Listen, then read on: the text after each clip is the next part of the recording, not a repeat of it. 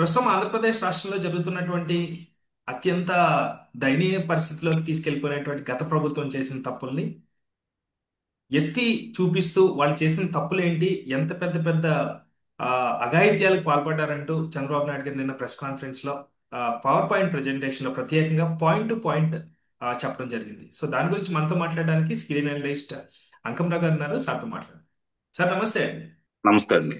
So ఏంటంటే ప్రస్తుతం జరుగుతున్న ఈ ప్రతిపక్షం కాకపోయినా కూడా ప్రతిపక్ష ఫీల్ అవుతూనే, లేకపోతే ఏదో చేసేద్దాం మనమే ఇంకా సీట్లో ఉన్నామా అన్న ఫీలింగ్ లో ఉన్న కొంతమందికి క్లారిటీ ఇచ్చే ప్రయత్నం చేశారు చంద్రబాబు నాయుడు గారు. సో ఏంటండి నేను మాట్లాడిన ప్రసంగంలో ముఖ్య ఉద్దేశం ఏంటండి? అంటే ఒకటి, ముఖ్యమంత్రిగా చంద్రబాబు నాయుడు గారు నాలుగోసారి ప్రమాణ స్వీకారం చేసిన తర్వాత రాష్ట్ర స్థితిగతులు, రాష్ట్రంలో ఉన్నటువంటి ఆర్థిక స్థితిగతులు, వ్యవస్థలలో జరిగినటువంటి లోపాలు, ఇవి సరిచేసే కార్యక్రమంలో భాగంగా ఆయన ప్రతి శాఖలోనూ ఏమేం జరిగినాయి, 5 సంవత్సరాల్లో నష్టం ఏంటి, రాష్ట్రం ఏ విధంగా నష్టపోయింది, ఏ రంగంలో ఎంత నష్టపోయింది అనే దాని మీద కూలంకుషంగా ఆయన ఒక అవగాహనకు వచ్చిన తర్వాత 5 సంవత్సరాల్లో జరిగిన నష్టాన్ని ప్రజలకు వివరించే క్రమంలో ఆయన తరచుగానే పత్రికా సమావేశంలో ప్రజలకి కొన్ని వివరాలు అందజేస్తా ఉన్నారు. ఎందుకంటే జరిగిన విధ్వంసం అనేది మామూలుది కాదు. గత 30 సంవత్సరాలు అంటే ఇది తిరిగి మళ్ళీ ఆంధ్ర రాష్ట్రం కోలుకోవాలి అంటే కనీసం ఈ కూటమి ప్రభుత్వం తీసుకునే ఈ ఆర్థిక సంస్కరణలు కావచ్చు, అభివృద్ధి కార్యక్రమాలు కావచ్చు, ఇదే విధంగా కొనసాగితే తప్ప తిరిగి మళ్ళీ గాడి పడదనేది వాస్తవం. అదే కానీ ఆయన ఈసారి చెప్పకపోయినా జగన్మోహన్ రెడ్డి గారు వస్తే ఏకంగా 30 సంవత్సరాలు సీఎం చేస్తారంటే అప్పుడు ఏంటంటే పరిస్థితి? అది అతను కలగంటున్నాడు. ఆంధ్ర రాష్ట్ర ప్రజలకు ఒక స్పష్టమైనటువంటి అవగాహన ఉంది. మన బీహార్ ఎన్నికల్లో చూసాము. 20 సంవత్సరాల తర్వాత కూడా ఇంకా బీహార్ ప్రజలు అక్కడ జరిగినటువంటి ఆర్థిక విధ్వంసాన్ని మర్చిపోకుండా, ఆ పార్టీకి సంబంధించిన వ్యక్తుల్ని గెలిపించకుండా ఏ విధంగా ముందుకెళ్తున్నారో మనం చూస్తానే ఉన్నాం. అట్లానే ఇక్కడ ఆంధ్ర రాష్ట్ర ప్రజలు కూడా 5 సంవత్సరాలు అతని పరిపాలన చూశారు. ముఖ్యంగా నిన్న చంద్రబాబు నాయుడు గారు చెప్పిన అంశాలు ఒకసారి కనుక మనం జ్ఞప్తి తెచ్చుకుంటే, అతను వచ్చిన తర్వాత మొట్టమొదటిగా ప్రజావేదికని కూల్చేసే కార్యక్రమంతో మొదలుపెట్టి, ఆ తర్వాత పవర్ కు సంబంధించినటువంటి ఏదైతే విదేశీ పెట్టుబడులు ఉన్నాయో వాటిని పీపీలు రద్దు చేసిన సందర్భంగా దాదాపు 9,000 కోట్ల రూపాయల నష్టం ఏర్పడటమే కాకుండా, అంటే ఒక్క యూనిట్ కూడా మనం విద్యుత్తుని ఉపయోగించుకోకుండా మనం వాళ్ళకి నష్టపరిహారం కట్టాం. ఈ విషయాన్ని మర్చిపోవద్దు. దానికి సంబంధించి కేంద్ర ప్రభుత్వం హెచ్చరికలు జారీ చేసినా కూడా అతను వినలేదు. అలాగే పోలవరానికి సంబంధించి పోలవరం రివర్స్ టెండరింగ్ అని ఆలస్యం చేయటమే కాకుండా, ఈ రోజు ఇంకా అది 2021 నాటికే పూర్తి కావాల్సినటువంటి పోలవరాన్ని ఇప్పటికి కూడా పూర్తి కాకుండా చేసే ఘనత అది జగన్మోహన్ రెడ్డికే దక్కుతుంది. ఆయన చేసినటువంటి అస్తవ్యస్త విధానాల వల్ల, రివర్స్ టెండరింగ్ వల్ల ఇప్పటికీ మనం నష్టపోతానే ఉన్నాం. దానివల్ల నాకు తెలిసినంత వరకు నా లెక్కల ప్రకారం చూసుకుంటా ఉంటే ఈ 4 సంవత్సరాల్లో ఆంధ్ర రాష్ట్రానికి 2021లో కనుక అది పూర్తయిపోయి ఉన్నట్టయితే విద్యుత్ ద్వారా మనకి రమారమి 1,00,00,000 కోట్ల రూపాయల ఆదాయం వచ్చి ఉండేది ఆంధ్ర రాష్ట్రానికి. ఇది మనం కోల్పోయాం. అలాగే తిరిగి ఇంకా 7,000 కోట్ల రూపాయల పైన ఇప్పుడు అదనంగా ఖర్చు పెట్టాల్సి వస్తుంది పోలవరానికి. అది 28కి పూర్తయిద్దే, 29కి పూర్తయిద్ది అనేది అర్థం కాని పరిస్థితుల్లో ఈ రోజు ఉంది. అయినా సరే అక్కడ పనులు కొంచెం వీళ్ళు వచ్చిన తర్వాత ఇవన్నీ సరి చేస్తూ వేగవంతంగా ముందుకెళ్తానే ఉన్నారు. అలాగే అమరావతి ప్రాంతాన్ని చూసాం మనం. 3 రాజధానులు అని చెప్పని 3 ముక్కలాట్ల చేసి అతను ఇప్పుడు మళ్ళీ అమరావతి పనులు 5 సంవత్సరాలు పడగేయించిందే కాకుండా ఇప్పుడు కూడా సంవత్సరం 5 నెలలు అవుతుంది. ఇప్పుడు రేపు ఇంకా 3 రోజులకి 6వ నెల కూడా పూర్తి అయిపోతుంది. అంటే ఈ రోజుకి లెక్కేసుకుంటా ఉంటే 17 నెలల 27 రోజులు అవుతుంది ఈ కూటమి ప్రభుత్వం అధికారంలోకి వచ్చి. మళ్ళీ ఇప్పుడిప్పుడే అమరావతిలో తిరిగి పనులు మొదలవుతా ఉన్నాయి. అంటే ఇన్ని సంవత్సరాల ఆలస్యానికి ఈ రోజు అధికంగా కూడా ఇంకొక 20,000 కోట్ల రూపాయలు అదనంగా వెచ్చించేసి మళ్ళీ ఖర్చు పెట్టాల్సిన పరిస్థితి కూడా వస్తా ఉంది. ఇవన్నీ కూడా ప్రజలే భరాయించాల్సింది. అంటే పాలకులు ఇప్పుడు ఎవరు భరాయించరు, వాళ్ళ ఒక జేబులే చిన్న పెట్టరు. ప్రశ్న ఇది గమనించుకోవాలి. చిన్న ప్రశ్న ఏంటంటే పోలవరం లేట్ అవ్వడం మన అదృష్టం అని అనుకోవాలండి ఇప్పుడు. ఎందుకంటే అప్పుడు పూర్తయి ఉంటే దాంట్లో అవినీతి తిమింగలాలు తిరిగాయి అంటారా? అంటే లేట్ అవ్వడం అంటే మన అదృష్టం అనుకోవాలా? అవినీతి అవినీతి ఒక కొంత తినుండా కూడా దానివల్ల రాష్ట్రానికి ఉపయోగం జరుగుండేది. రైట్, ఇప్పుడు రైట్. ఏ ప్రాజెక్టులు మొదలు పెట్టినా, ఏ కార్యక్రమాలు చేపట్టినా ఎంతో కొంత అవినీతి లేకుండా ఏది పూర్తి కావట్లేదు. ఇది ఒకటి గమనించుకోవాలి. ఉమ్. కాబట్టి అధికారులు అలానే ఉన్నారు, ప్రజాప్రతినిధులు కూడా అలానే ఉన్నారు. ఇప్పుడు వాళ్ళు చేసింది గనక సంపూర్ణంగా చేసి ఉన్నట్టయితే ఎంతో కొంత తిన్నా దాదాపు ఈ 1,00,00,000 రూపాయలు అనేది ఆంధ్ర రాష్ట్ర ప్రజల మీద నెత్తిన పడకుండా ఉండేవి కదా.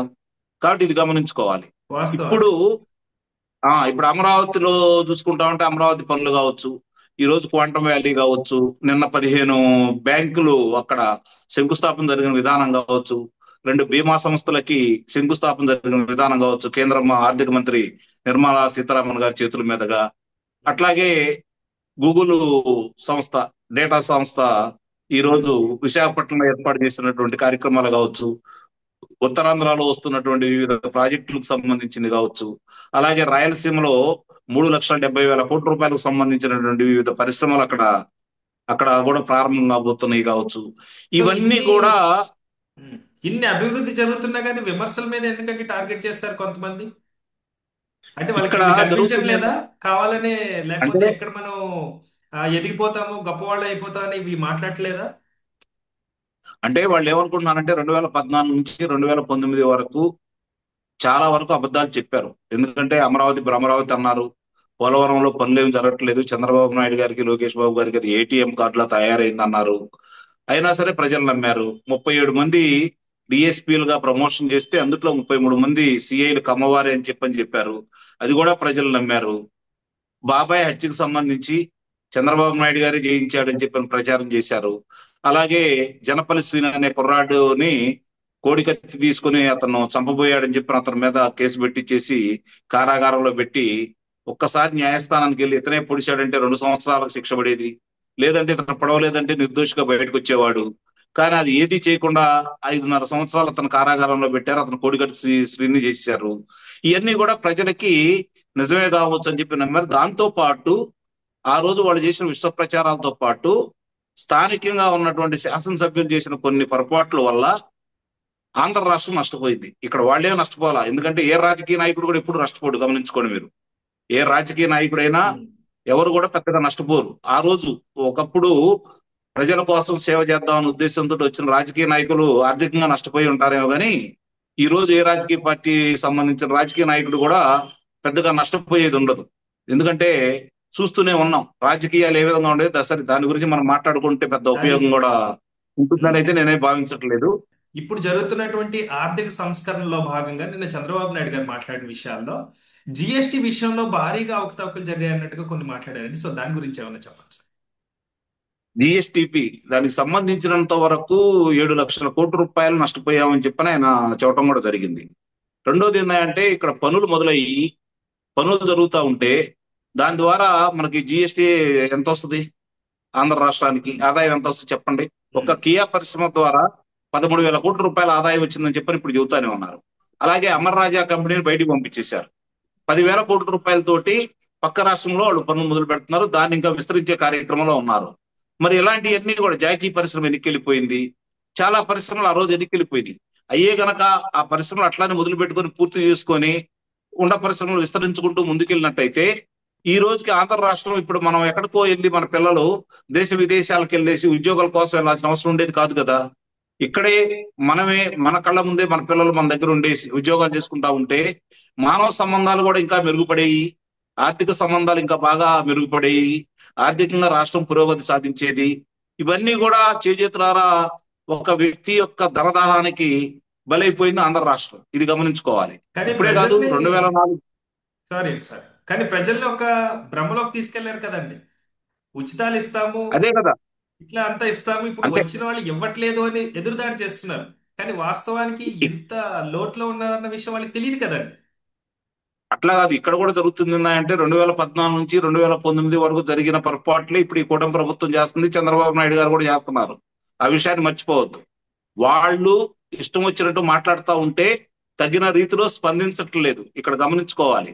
వీళ్ళు సరిగా ధీటుగా సమాధానం చెప్పటం కాదు, దాని మీద సరైనటువంటి చర్యలు ఉండాలి. చట్టపరంగా, న్యాయపరంగా సరైన చర్యలు తీసుకొని అవాకులు చవాకులు పెడుతూ అబద్ధాలను ప్రచారం చేస్తున్న వాళ్ళకి, ఇబ్బందులు పెట్టాలనుకున్న వాళ్ళకి, ఇంకా కూడా ఇక్కడ విభజన చేసే ఆలోచనతోటి, అలాగే ఆర్థిక విధ్వంసాలు చేసే వాళ్ళకి సరైన విధంగా శిక్షలు కనుక వేయగలిగితే నిస్సందేహం కూడా అన్నిటికీ సమాధానం దొరుకుతుంది.